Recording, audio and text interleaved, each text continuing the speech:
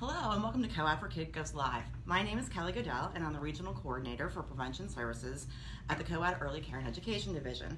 Co-Ed is the child care resource agency for 31 counties in Eastern Ohio.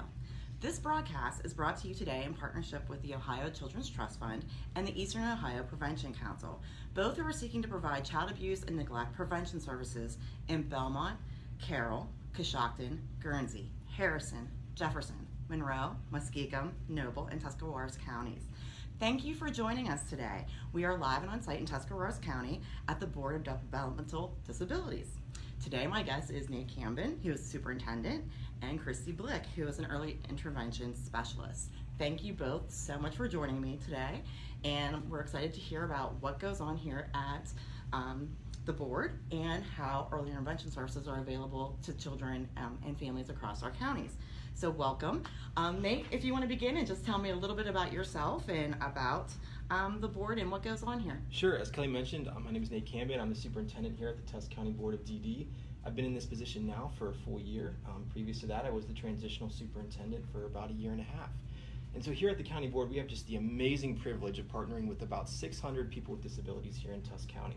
Starting from early intervention, which Christy will speak about, 0 to 3, all the way up to end of life through our SSA services. So we have just the amazing privilege of working one-on-one with individuals to help them develop and access the supports they need to live the life they want to live. Mm-hmm. One of our greatest responsibilities are writing what we call the individualized service plans. So we meet with a team of people and we help people with disabilities to develop their crafted and unique vision for how they want to live their lives, whether that's in terms of employment goals, maybe recreation goals, or social goals as well. So it's really a lot of things that we do, a lot of moving parts. And it's just an incredible privilege to work here with the people with disabilities here in our county. Thanks, Dean. And I wasn't aware of the whole breadth and scope of that services, so I think at some point I might have you back and we'll talk more about that. I would love that. But today we want to talk with Christy a little bit about early intervention. Welcome, Christy. And if you could tell us a little bit about yourself and some of the work that you do here in early intervention. I have been working with children and families in Tuscarawas County for the past 15 years.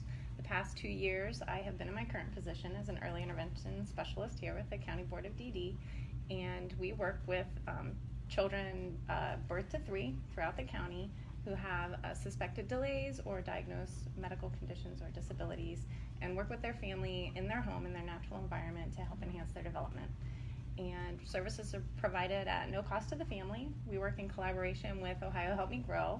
All referrals go through Help Me Grow, and when it's suspected that an evaluation is needed for a possible delay, they contact early intervention here at the county board, and we go out as a team and evaluate the child, talk with the family, direct them to services, and then target their needs. And we have a team of therapists, and we determine in collaboration with the family who's best suited to support that child.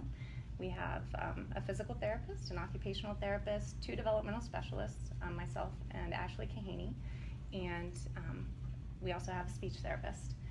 And whoever's determined to be the primary support for that family will go to that home as often as the family chooses.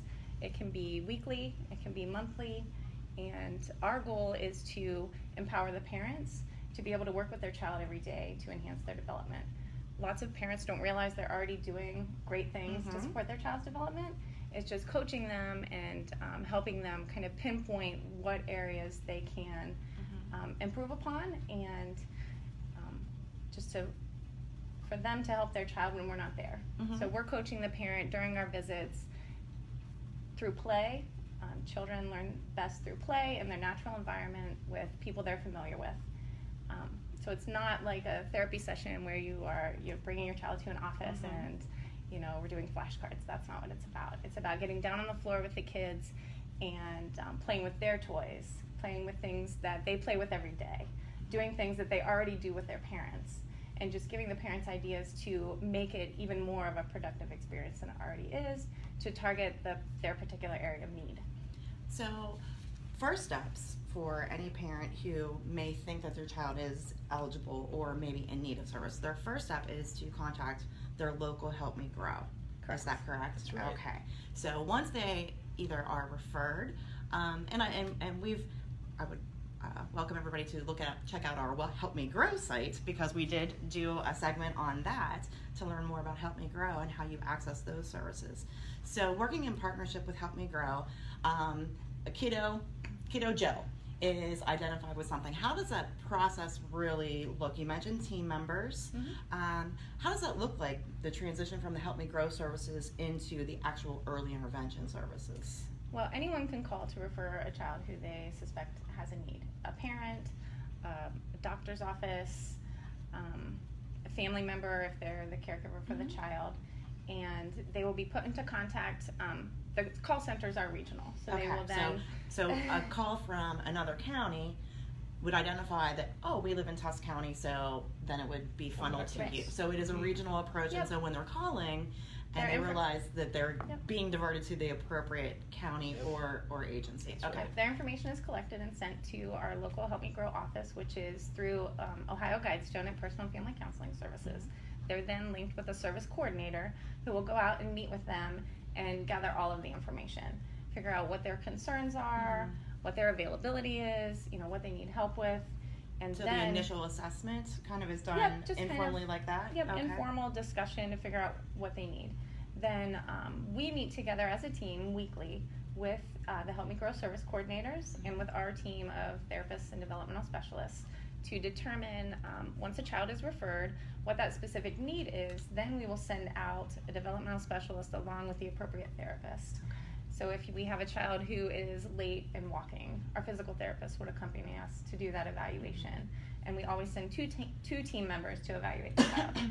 If it's a child who is 2 years of age and isn't talking yet, then our speech therapist would come with us. And we determine if they're eligible. Then we come back to our team and decide, okay, so this child is eligible, they need support in these areas. Who's going to be the best person to then go out and continue work with that family. Sometimes it's just one of us, sometimes it's more than one. Sometimes we'll have a developmental specialist and a speech therapist that meet regularly with the family. And this is only if a true developmental delay is identified, correct? So sometimes parents just need reassured that, is this right? Is my kiddo doing or at the right stage in their development? And sometimes does it happen where a full-blown early intervention services aren't warranted, but sometimes parents just need that reassurance that, hey, you know what, here's the month span, this could be really something. It's like, could they come back to you if perhaps the first assessment doesn't really show any delays, but if they're just concerned? Yep. And when we go out, if a child does not qualify, we always provide the parents with recommendations on things they can do to address their concerns. Even though their child is showing within the appropriate developmental range, they might still be concerned. So we give them ideas on things they can do every day to help their child. And at any time before the child turns 3, they can call and ask us to come out and reevaluate. And we usually, our service coordinators do a great job of checking in with families after a couple of months, kind of saving their phone number and calling and saying, hey, we were out a couple of months ago. Are things getting better? Or do you want us to come back out and reevaluate?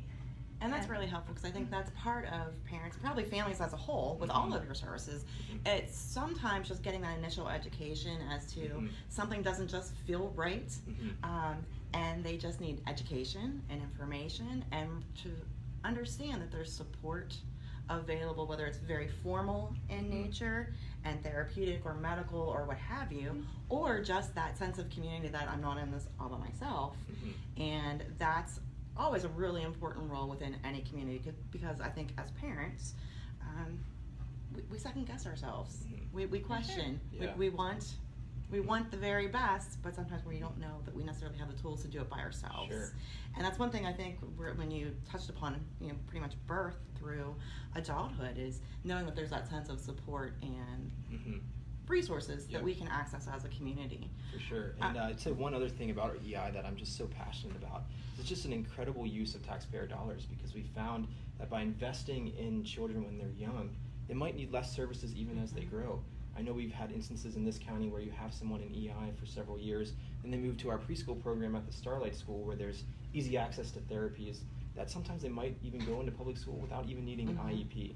And that's just an incredible use of our services and setting up that just excellent foundation for children to succeed as they move into public schools. And believe us, at COAD in our early care and education, that's something that we strongly believe in as well, because we see the value of just that early, strong, giving skills and resources early on, because you're right. Dividends. It does just pay off. Your bang for your dollar is just tremendous. So seeing how early intervention and that piece of that plays.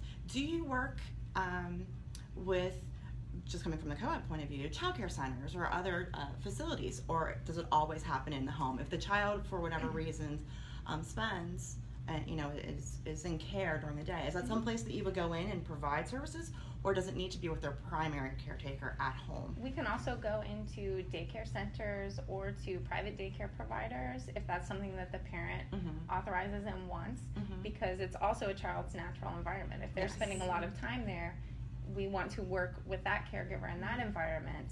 And share those skill sets with the child care provider. Because I just think that there's such a good partnership often between parents and their child care provider, and they're entrusting so much of their child's daily life to that time and that coordinator. So having them involved, or at least on the team, to say this is what we're seeing in this setting, which may be a little bit different than the home setting. And I've run into that before in my career. So knowing the importance of that team, keeping it together, really does make a big difference.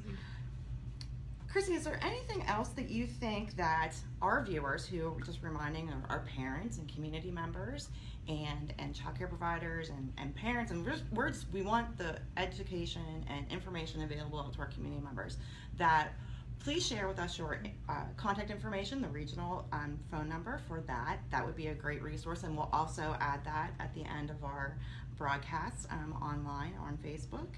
And then I would ask you the same thing, Nate, just to kind of wrap up all of our conversations, hit the highlights, and make sure people know how to get in touch with you. Sure. Okay. You can visit our website at tuskbdd.org. You have my paper that has my other contact information on it. Okay. I'll share it with you. You can go to OhioEarlyIntervention.org, or to make a referral, you can call 1-800-755-4769. Perfect. And Nate, if you want to hit us Sure. all up again on the entire BDD, that would be... Yeah. Well, and just specifically again on EI, I've had the privilege of going out with Christy and also Ashley on some of these visits, and man, when I think about what the county board does, this is something that I just love. It's so cool to see how Christy interacts with those kids and the relationship that's developed, and to have that support coming to your house at no charge.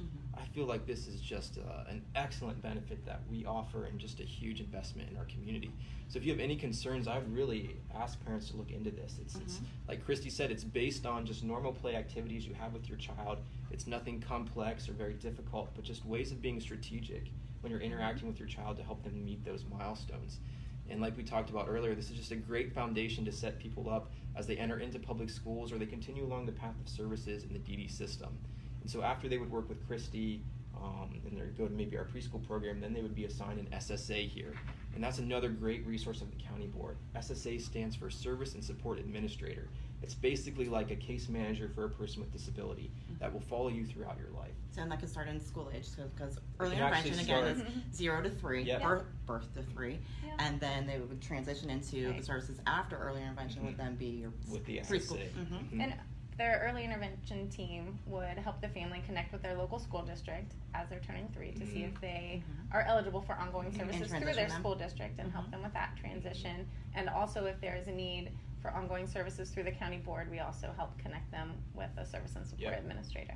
And we'd really ask families to reach out, because I know as a parent myself, it's hard sometimes to feel like you're out doing this alone. To have somebody else in your corner, whether that's an SSA or someone like Christy, that's just another benefit, another team member. And I do want to just share, BDDs, or Board of Developmental Disabilities, exist in every county. So That's correct. Even if you don't live here in Tusk County and have these two as your resources, you have compatriots and colleagues in every county. Yes. And because it is a statewide service, That's right. the same types of services are available in every county in Ohio. it just might be a different region, and contact information. And if that's something that any of our viewers would want, we could certainly make sure that they connect with their correct region. But it's just so important that this is so there and available. This support exists, and is accessible to anyone who has a little kiddo from birth to 3 when we're talking about early intervention services, but also the continuum of services that the BDD can show and provide is just fabulous. Anybody out there. So again, I want to thank you, Nate, and thank you, Christy, for joining me this morning. I hope you all found some good information today about early intervention services and how to access them. I will be providing the contact information at the end of this broadcast, and we hope that you'll join us next time. Thank you again, and have a great day, everyone.